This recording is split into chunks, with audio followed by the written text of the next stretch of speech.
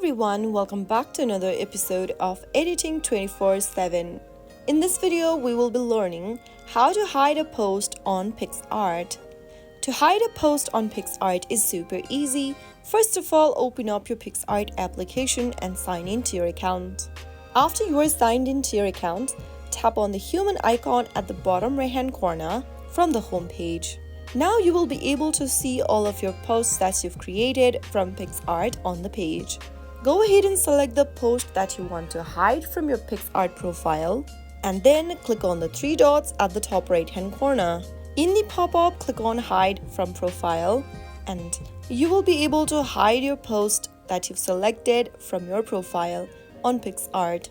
So that is how simply and easily it is done. If you found the video to be helpful, go ahead and give us a thumbs up.